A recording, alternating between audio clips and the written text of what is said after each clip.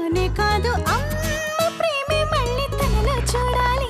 తాను ఇచ్చి ఇచ్చి ప్రేమే నాకు చాలనిపించాలి. ఇంకా ఇస్తానంటే కాదనలేక కన్నీరవ్వాలి. ఆనందమంటే నా మనసు వాకిటే సరిగమలే పలికిన నా ఎదసడిలా.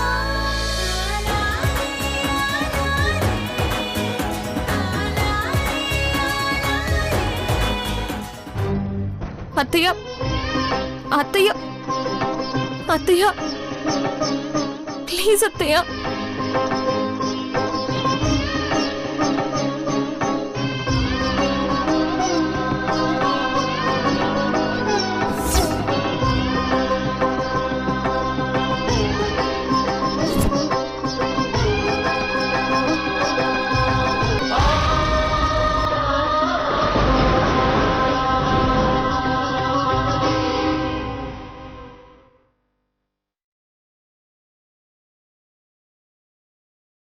అత్తయ్య చెయ్యి ఎలా కాలిపోయిందో చూడండి.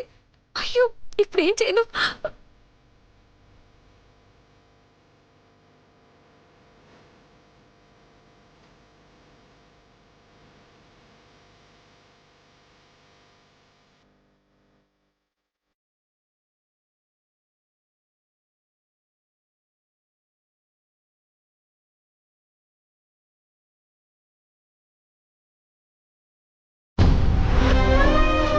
ఎందుకు అత్తయ్య ఇంత పిచ్చి పని చేశారు?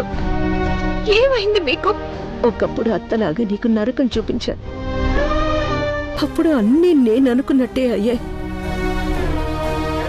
ఎంత ఏడిపించాలో అంత ఏడిపించా. ఇప్పుడు మనసు మార్చుకొని అమ్మలా నీకు జీవితం ఇద్దామనుకుంటూ ఉంటే ఒక్కటే అనుకున్నది అవ్వట్లేదు. ఒక్క క్షణం కూడా నిన్ను సంతోషంగా ఉంచలేకపోతున్నా. మీరేం చేస్తారు అత్తయ్య? నా తలరాతే అలా ఉంది.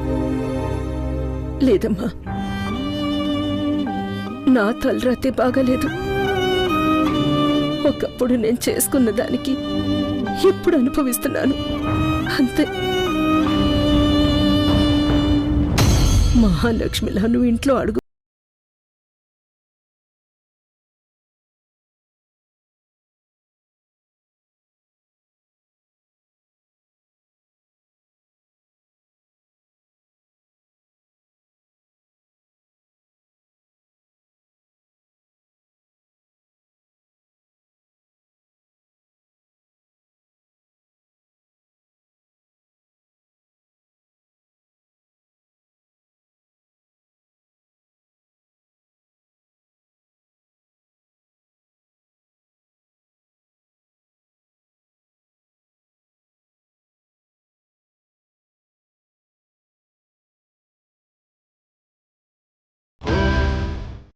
కానీ మీరు బాధపడినా, ఇలా మిమ్మల్ని మీరు బాధ పెట్టుకున్నా ఆ ధైర్యం ఉండదు అత్తయ్య. అన్ని బాధలు పోతాయి. మీ ఆశలు తప్పక నెరవేరుతాయి అత్తయ్య. మళ్ళీ ఇలాంటి పని మాత్రం చేయొద్దు అత్తయ్య.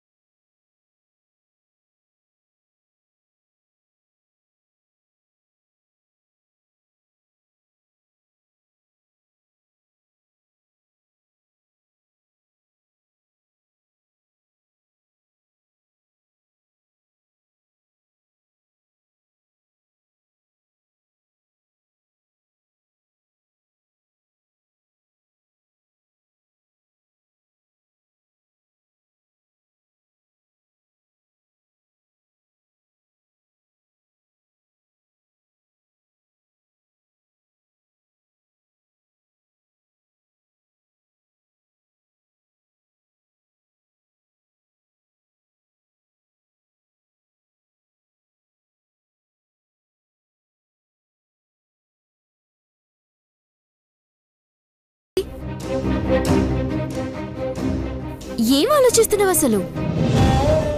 ఏం ఆలోచిస్తాను? ఏం లేదు మాన్సి. ఏం లేదంటవేంది? ఊటి నుంచి వచ్చినప్పటి నుంచి చూస్తున్నా, ఏదో ఆలోచిస్తున్నావు, ఊరికొరికే భయపడుతున్నావు. ఏమైంది నీకు?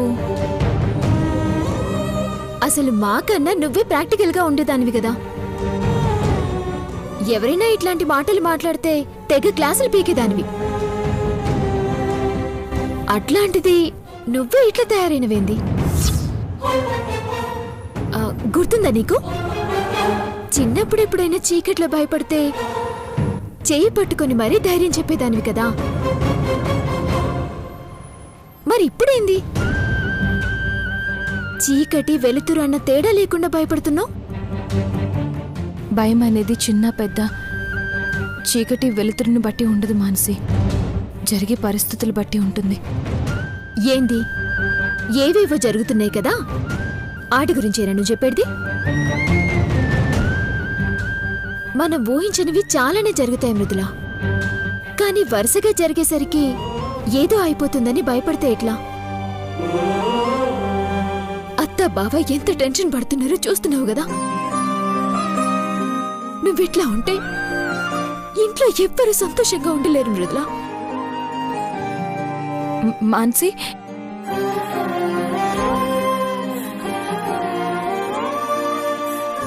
మాన్సి, ఏంటిది?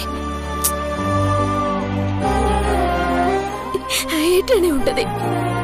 నీ బాధని చూసి ఇంట్లో ఎవరు తట్టుకోగలని చెప్పు. ఇప్పటికే ఎన్నో బాధలు అవమానాలు పడ్డావు.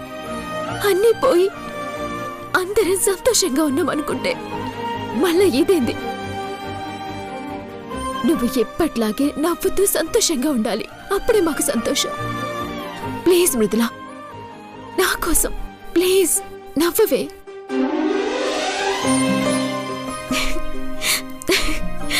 అమ్మయ్యా, నవ్వినావు.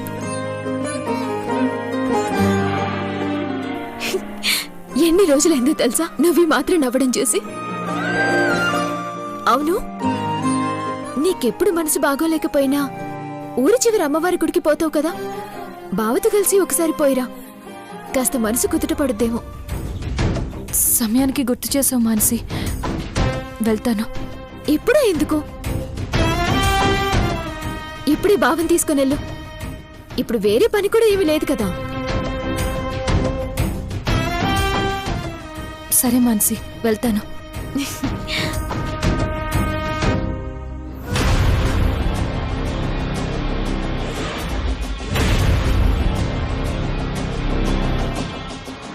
ఏయ్, ఈడేం చేస్తున్నావు? సరే వెళ్ళు.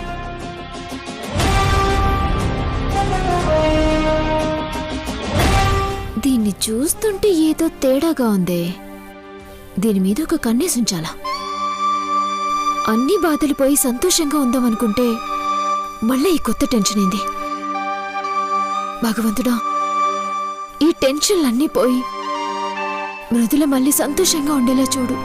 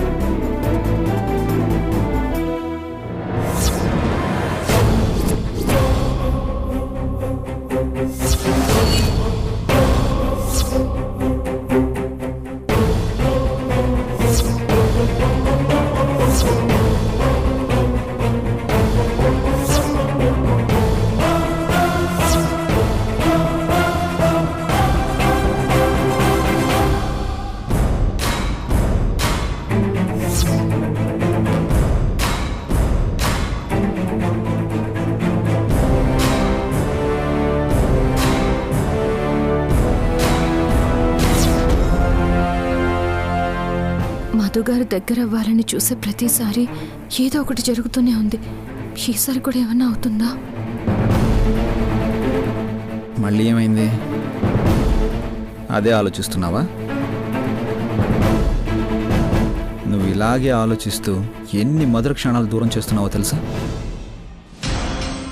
లేనిది ఉన్నట్టు, ఉన్నది లేనట్టు ఊహించుకొని నన్ను మాత్రం బాగా పస్తులు పెడుతున్నావు కదా. కానీ అలాగే కానీ. అదేంటి మధుగారు అలా అంటారు? మరింకేమనాలి? ఒక మంచి ముద్దిచ్చి ఎన్ని రోజులైంది? అసలు నన్ను ప్రేమగా దగ్గరకు తీసుకుని ఎన్నాళ్ళని చెప్పు. అంతేలే, రోజు రోజుకి ప్రేమలు తగ్గిపోతున్నాయి. అయ్యో ప్లీజ్ మధుగారు, అలా అనొద్దు. అలా అనొద్దు అంటే ఇలా బుగ్గ మీద ఓ ముద్దిచ్చుకోవాలి.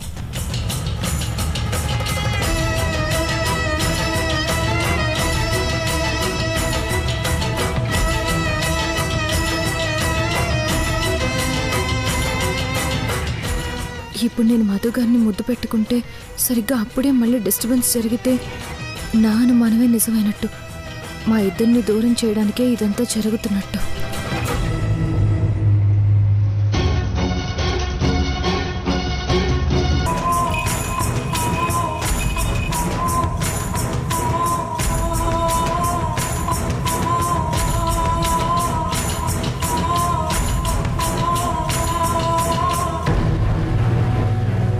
హలో, మళ్ళీ ఏమైంది? అసలు ఆ టెన్షన్ ఏంటి? ఆ మొహం నిండా చెమట్లేంటి? నువ్వు ఇంకా అదే మూడ్లో ఉన్నావు అని అర్థమైంది. ఇప్పుడేం వద్దులే, వెళ్దాం పద. మధుగారు వద్దు, నేను బాగానే ఉన్నాను. మరి నేను ఇక్కడ ఉంటే నువ్వు అటేటో చూసి మాట్లాడతావేంటి? ఊరికే ఎందుకు కంగారు పడుతున్నావు? అదేం లేదు మధుగారు, అది బయట ఏదో శబ్దం అయినట్టు అనిపిస్తేను. అంతేనా? లేక అయితే మరి గిఫ్ట్?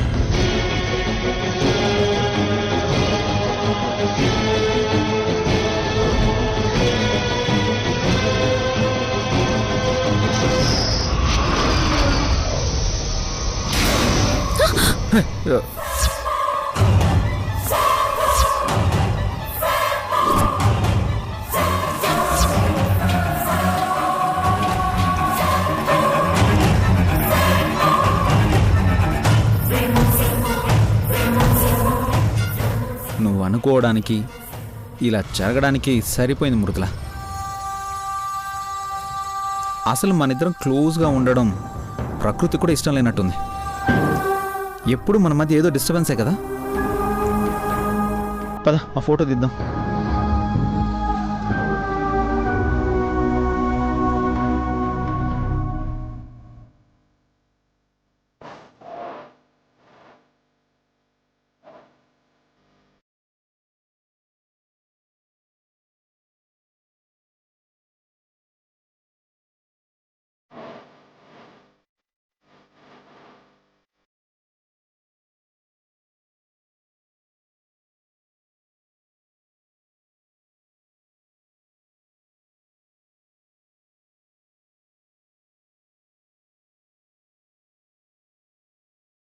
నువ్వేదో ఆలోచిస్తున్నావు కదా,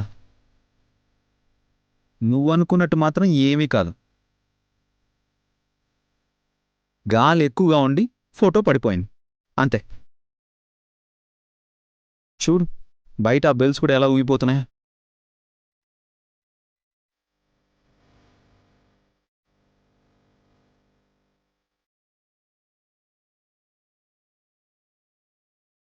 మొన్ననే గాలి కదులుతున్నప్పుడే పడిపోతుందేమో అనిపించింది.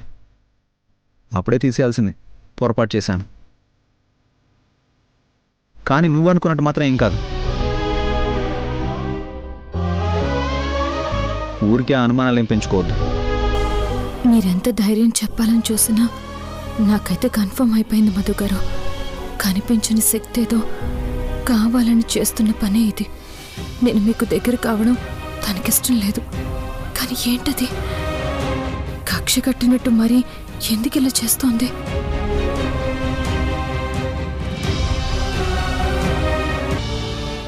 సర్లే, ఇంక అనుమానాలు ఎక్కువగా ఏం పెట్టుకోకు.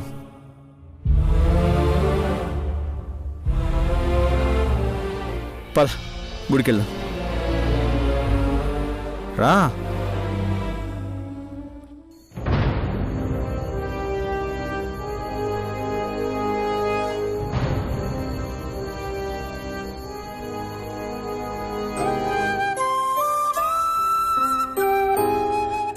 పెద్దమ్మా. గౌరవ్, కనుక్కున్నావా? కనుక్కున్నా పెద్దమ్మా. ఊటీ వెళ్ళినప్పటి నుంచి ఇప్పటి వరకు జరుగుతున్న ప్రతి విషయం చెప్పాను. సరే, మధుకి మృదులకి ఈ విషయం చెప్పొద్దు. మధుకి ఇలాంటివి అస్సలు నచ్చవు. తెలిస్తే గొడవ చేస్తాడు. లేదు పెద్దమ్మా, అన్నయ్యకి తెలియకుండా ఇదంతా చేస్తున్నాను. ఫ్రెండ్ చెప్పిందంతా విని ఇది పెద్ద ప్రాబ్లం కాదు, తనకి తెలిసిన వాళ్ళు ఎవరో ఉన్నారు, పంపిస్తానన్నాడు. అవునత్తా, అతను ఈయన్నే వారం 10 రోజులుండి ఈడ పరిస్థితులన్నీ చూసి చక్కబెట్టిపోతాడట. పాపం మృదుల పరిస్థితి చూస్తుంటే బాధేస్తుంది. ఏదో అవుతోందత్తా, లేకపోతే ఎందుకిట్లయితది? ఆయనెవరో వచ్చి ప్రాబ్లం సాల్వ్ చేస్తే బాగుంటుంది. గౌరవ్, ఆలస్యం చేయకుండా ఆయన్ని తొందరగా రమ్మను. ఈ సమస్యకి తొందరగా పరిష్కారం కావాలి. అలాగే పెద్దమ్మా. ఏయ్, నేను కాఫీ ఎవరు తెమ్మని చెప్పిరే? ఎందుకు తెచ్చినావు? మానసి, తాగుతావేమోనని తెచ్చుంటుంది. దీనికి కూడా 100 ప్రశ్నలు వేస్తావేంటి? తీసుకో.